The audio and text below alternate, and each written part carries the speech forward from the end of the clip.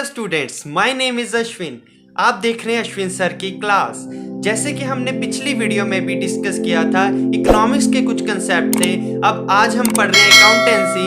तो हम लगातार जो कॉमर्स स्टूडेंट्स हैं और इकोनॉमिक्स स्टूडेंट्स हैं उनके लिए जो वीडियोस है लाते रहेंगे, और आगे भी आप देखोगे कि काफ़ी अच्छे अच्छे टॉपिक्स पे आप वीडियो देख सकते हैं। जो हम ऑलरेडी आज तक वीडियो में हम डिस्कस कर चुके हैं वो बेसिक अंडरस्टैंडिंग थी, जो चैप्टर 1 है अकाउंटेंसी का। हम इसमें अकाउंटेंसी के जो चैप्टर 1 के टॉपिक्स हैं उसको कवर किया। उसके बाद बेसिक ट्रांजैक्शंस आ गई थी, वो हमने डिस्कस की। इसके बाद आज हम करने वाले हैं कॉस्ट ऑफ गुड्स सोल्ड क्या होती है, ग्रॉस प्रॉफिट क्या होता है, नेट प्रॉफिट क्या होता है, टोटल सेल और नेट सेल में क्या फ़र्क है। तो कुछ क्वेश्चंस भी साथ में आपको मैं इस वीडियो के डिस्क्रिप्शन में दे दूंगा, और साथ में अभी 2-3 सम्स हम करेंगे भी, और सारा फॉर्मूला चार्ट भी आपको यहाँ स्क्रीन में दिख जाएगा। ये देखिए फॉर्मूला चार्ट। अब इसमें हम पूरा डिस्कस कर रहे हैं। आप सारे जो फॉर्मूलाज है उसको रीड कर सकते हैं, अपनी कॉपी पे नोट कर लीजिए, स्क्रीनशॉट ले लीजिए।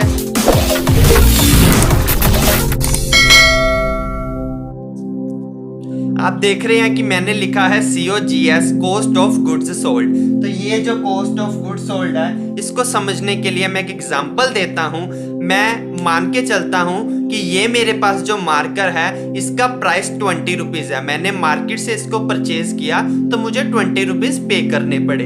इसका मतलब इसका सेल प्राइस इज 20 रुपीज़। और अगर मैं कहूँ कि जब कंपनी ने इसको बनाया तो उसकी जो प्राइस पड़ी थी वो 8 रुपीज़ थी, तो बाकी जो मेरा 12 रुपीज़ हो गया वो जो गया वो उनको प्रॉफिट मिला। तो जो सामान बनाते हैं उसकी एक्चुअल कॉस्ट क्या होती है, रॉ मटेरियल सारा मिला के, उसके डायरेक्ट एक्सपेंसेस मिला के, तो ये जो है इसकी cost price is the cost of goods sold.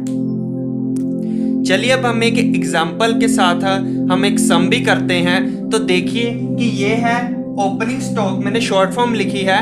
ये है ओपनिंग स्टॉक, ये है carriage inward, net purchases, closing stock and wages. तो हमने जो फॉर्मूला पढ़ा है उसके अकॉर्डिंग हम ये सम सॉल्व करेंगे। हम फाइंड करेंगे कि कॉस्ट ऑफ गुड्स सोल्ड क्या है। तो सबसे पहले हम फॉर्मूला लिख देते हैं। COGS का फॉर्मूला है ओपनिंग स्टॉक प्लस परचेजेस। ये परचेजेस कौन सी आएगी, नेट परचेजेस।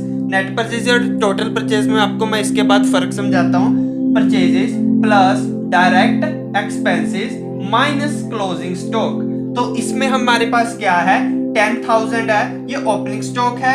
उसके बाद प्लस किया मैंने इसमें जो मेरी परचेजेस थी, नेट परचेजेस 30,000 प्लस इसमें जो डायरेक्ट एक्सपेंसेस है वो है कैरेज इनवर्ड, वो है 500, और मैंने माइनस कर दिया क्लोजिंग स्टॉक। तो मेरे पास ये आ गया 28,000। तो 28,000 जो मेरा है वो है COGS और कॉस्ट ऑफ गुड्स सोल्ड। इसके अलावा मैं आपको जो सेकंड समझा रहा हूं, अगला हम समझते हैं कि टोटल सेल क्या होती है। तो टोटल सेल क्या है, जितनी भी कैश सेल हुई प्लस क्रेडिट सेल हुई। मेरे पास जो भी कस्टमर्स आए, किसी ने मुझे कैश दिया और कई मेरे साथ जो उधार करके चले गए, तो cash plus credit is equal to total sale. अगला है नेट सेल क्या होती है। हमें चाहिए हमेशा नेट वाली अमाउंट होती है। तो नेट सेल क्या है, वो है टोटल सेल में से मैं माइनस कर दूं सेल रिटर्न। आप जब सम करेंगे तो आपको उसमें सेल रिटर्न की बजाय जो रिटर्न है वो इनवर्ड भी लिखा होगा, रिटर्न इनवर्ड।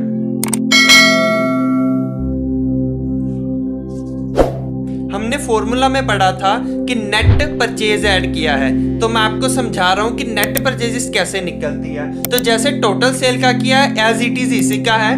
जैसे टोटल परचेज को फाइंड करना है तो cash purchase plus credit purchase. जैसे हमने टोटल सेल किया था वैसे ही हम टोटल परचेज करेंगे। टोटल परचेज को फाइंड करने के लिए हमें cash purchase plus credit purchase चाहिए। तो ये जो कैश परचेज है, हम समझते हैं कि मैं सामान खरीदने गया तो मैंने वहां पे उसको परचेज जो किया सामान वो कैश में पेमेंट कर दी, वो मेरी होगी कैश परचेज। जिसको मैंने उधार दिया है, मान लो चेक नहीं, चेक भी हम कैश की कैटेगरी में ही लिखेंगे। तो चेक है और कैश है, ये दोनों हमारे इसमें आते हैं कैश में। इसके अलावा जो क्रेडिट है ये वो वाली अमाउंट है जिसके पैसे अभी हमने अभी तक नहीं दिए हैं। तो total purchase is equal to cash purchase plus credit purchase. इसके अलावा जब मैं नेट परचेज फाइंड करूंगा तो नेट परचेज फाइंड करने के लिए यही टोटल परचेज में से अगर मैं परचेज रिटर्न माइनस कर दूं, जो परचेज मैंने किया है लेकिन कोई डिफॉल्ट था पीस में मुझे नहीं पसंद आया तो मैंने उनको रिटर्न कर दिया, वो मैं इसमें से माइनस कर दूंगा टोटल परचेज में से। तो ये जो टोटल परचेज है और माइनस किया परचेज रिटर्न, ये मेरी आती है नेट परचेज। इसी को हम कॉस्ट ऑफ गुड्स सोल्ड वाले फॉर्मूला में ऐड करते हैं। ये अमाउंट ऐड नहीं करते, इनमें से कोई नहीं करते, ये कैलकुलेट करने के बाद ऐड करते हैं। तो परचेज रिटर्न का अनदर नेम भी आपको मिलेगा, जैसे उसमें था रिटर्न इनवर्ड, तो इसमें कहेंगे रिटर्न आउटवर्ड। आउटवर्ड मतलब यहां से जो गया सामान, इनवर्ड में सेल आई है, सेल का पैसा आता है, तो रिटर्न इनवर्ड में भी रिटर्न है हमारी जो वो वापस आई है, तो वो है रिटर्न इनवर्ड, ये है रिटर्न आउटवर्ड। चलिए एक और सम करते हैं। तो आप देख सकते हैं इस सम में कॉस्ट ऑफ गुड्स सोल्ड बताया है मैंने 1/4/2019 है, जो मैंने ये बताया है ये ओपनिंग स्टॉक है। उसके बाद परचेजेस है, ये परचेजेस जो बताई है आपको एक फाइनेंशियल ईयर की परचेजेस है। इसके बाद जो तीसरे नंबर पे हम वेजेस पढ़ रहे हैं, वे वेजेस भी लिखी हुई है, ये एक साल में कितनी वेजेस यूज हुई है, ये हमारी डायरेक्ट एक्सपेंसेस का पार्ट है। एंड द लास्ट जो हमने अभी देखा कि स्टॉक ऑन लिखा हुआ है, ये मेरे क्लोजिंग स्टॉक है। इस क्वेश्चन में आप देख सकते हैं कि ग्रॉस प्रॉफिट 30% ऑन कॉस्ट लिखा है। इसका मतलब हमने पहले COGS फाइंड करनी है, उसी के अकॉर्डिंग हम ग्रॉस प्रॉफिट भी फाइंड करेंगे। चलिए स्टार्ट करते हैं। चलिए अब हम सॉल्व करते हैं। ये जो हमारा था ओपनिंग स्टॉक, उसके बाद परचेजेस, तीसरे नंबर पे आई वेजेस 10,000 की, ये है क्लोजिंग स्टॉक। ये परचेजेस मैंने एज इट इज ली क्योंकि इसका कारण है, जो नेट परचेजेस होती है वो होती है टोटल परचेज में से अगर मैं परचेज रिटर्न माइनस कर दूं। तो हमारे पास इसमें सिर्फ परचेज लिखा था, क्वेश्चन में और कुछ गिवन नहीं था। तो मैंने क्या किया कि जो हमारे पास अमाउंट होती है तो उसी को मैंने परचेज को नेट परचेज माना। ये कोई डिफिकल्ट नहीं है, या कुछ मुश्किल की बात नहीं है। अगर आपके क्वेश्चन में गिवन है रिटर्न तो आप माइनस करो, अदरवाइज आप एज इट इज लिख सकते हो। तो ये मैंने क्या किया है, ओपनिंग स्टॉक किया है, प्लस किया है इसमें परचेज को, प्लस किया है वेजेस जो कि है डायरेक्ट एक्सपेंसेस, माइनस किया क्लोजिंग। हम अकाउंटेंसी में ज्यादातर जो है माइनस वाली ऐसे जब कैलकुलेशन करते हैं तो ये जो माइनस है इसको हम ब्रैकेट में भी ले लेते हैं माइनस वाली फिगर को। तो हमारे पास ये हो गया 1,80,000। तो ये 1,80,000 क्या आया हमारा, कॉस्ट ऑफ गुड्स सोल्ड। तो हमने फाइंड क्या करना था, ग्रॉस प्रॉफिट वाली अमाउंट। वो कैसे थी, जीपी हमें बताई थी उसने 30% ऑन कॉस्ट थी, मतलब जितना भी COGS आएगा उसका 30% है। और ग्रॉस प्रॉफिट अगर हम प्लस कर दें तो क्या निकलती है हमारी सेल। जैसे मैंने आपको एग्जांपल दी थी मार्कर की कि 12 अगर इसका 20 रुपीज प्राइस है और 8 रुपीज ये कॉस्ट है, ये सेलिंग प्राइस हो गया, ये कॉस्ट प्राइस हो गया, और इसको माइनस करूंगा तो कब क्या बन जाएगा, 12 रुपए मेरा ग्रॉस प्रॉफिट बन जाएगा, या नेट प्रॉफिट हम कह सकते हैं। तो ये हमारा प्रॉफिट बन जाएगा। इसी तरह इसमें मैंने जब ये जो ग्रॉस ऑफ प्रॉफिट है 30% है, इसको ऐड किया तो इसका 30% कर लेते हैं हम, 54,000 है। तो इसको मैंने ऐड किया तो मेरे पास ये निकल के आई है जो फिगर, ये मेरी सेल की होगी। तो एक हमने ये परसेंट वाला फॉर्मूला किया है, इसमें था ऑन कॉस्ट, अगला मैं समझाऊंगा उसमें होगा ऑन सेल। इसी सम को मैं अगर ग्रॉस प्रॉफिट 30% ऑन सेल पे करता हूं तो इसमें थोड़ा सा ही चेंज आएगा, ज्यादा नहीं। जैसे कॉस्ट अगर मैं कॉस्ट पे कर रहा था तो मैंने इसको किया था इनटू जो मेरा था 30%। लेकिन इस केस में क्या है, अगर मेरे पास यहाँ पे सेल लिखा हुआ है तो मैं इस पे लगाऊंगा कि जो मेरा रेट है अपॉन 100 माइनस रेट। तो ये क्या है, हमारा जीपी ऑन सेल है। तो मेरे पास अभी सेल तो मिली नहीं है, सेल मेरी अभी फाइंड नहीं हुई है। तो मैं क्या करूंगा, इस COGS पे कॉस्ट ऑफ गुड्स सोल्ड पे into rate upon 100 minus rate लगा दूंगा। अभी आपको कैलकुलेशन करके बताता हूं। तो ये देखिए जो 30% ऑन सेल था, 1,80,000 को मैंने 30 से मल्टीप्लाई किया, डिवाइड कर दिया rate minus sorry 100 minus rate के साथ। तो 100 माइनस रेट था 30, तो 30 से माइनस किया 1,80,000 इंटू 30/70 करके मेरा आया 77,142.86।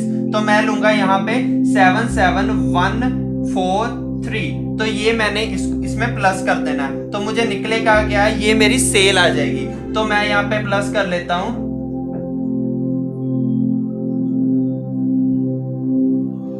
तो मेरे पास ये जो अमाउंट,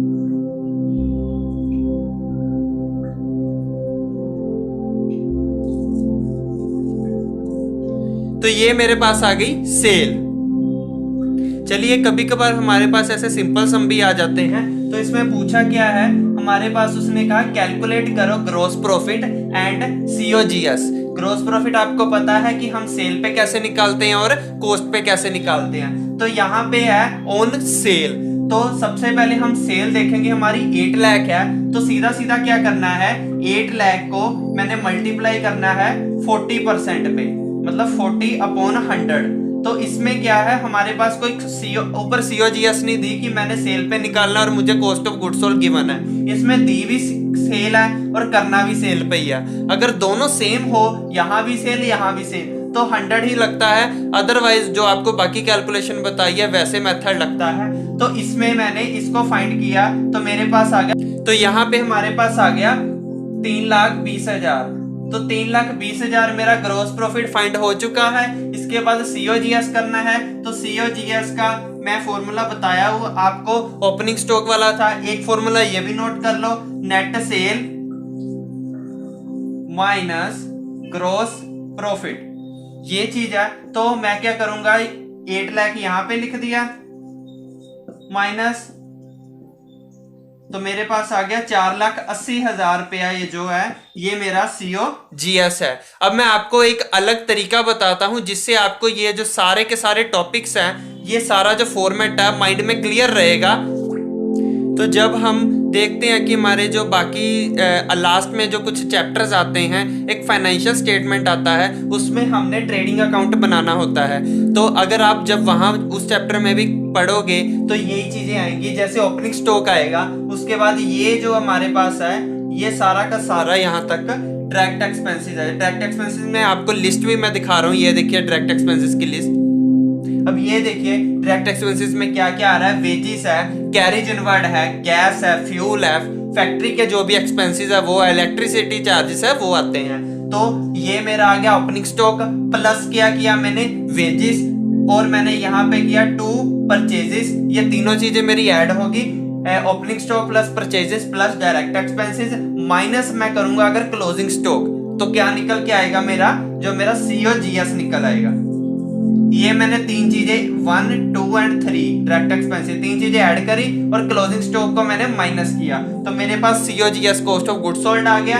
और इसके अलावा अगर मैंने जीपी फाइंड करना है, ग्रॉस प्रॉफिट फाइंड करना है, तो मैं करता हूं सेल में से सीओजीएस को माइनस कर लेता हूं। मतलब सेल में से अगर मैं सीओजीएस माइनस करता हूं तो आप देख सकते हैं कि ये भी ऑलरेडी और ये सारा कुछ कैलकुलेट बीच में ही हो गया। तो मेरे पास अगला फॉर्मूला जैसे होता है sale minus GP, that is cost of goods sold. अगर मैंने सीओजीएस फाइंड करना है तो मैं दूसरी तरह कर सकता हूं कि, तो इसके अलावा करूंगा सीओजीएस अगर फाइंड सिंपल तरीके से करना है, opening plus direct expenses plus purchases minus करूंगा क्लोजिंग स्टॉक, तो सीओजीएस निकल जाएगा। और ग्रॉस प्रॉफिट फाइंड करना तो ये ट्रेडिंग बैलेंस, जो ट्रेडिंग अकाउंट निकालते हैं हम बनाते हैं, तो उसमें भी ये चीजें कैलकुलेट होती है। अगर आप +2 के क्लास के स्टूडेंट्स हो तो आपको ये चीजें ऑलरेडी पता है, और +1 के लिए क्या आप जो फॉर्मूलाज है बेसिक है उसको समझो और इसको भी साथ में देख लो। ये चीजें अगर आपको वैसे नहीं समझ आता तो इस तरह से समझ आएगा। अगर आपको इसके अलावा और भी कोई दिक्कत आ रही है तो आप मुझे कमेंट कर सकते हो और मैसेज कर सकते हो,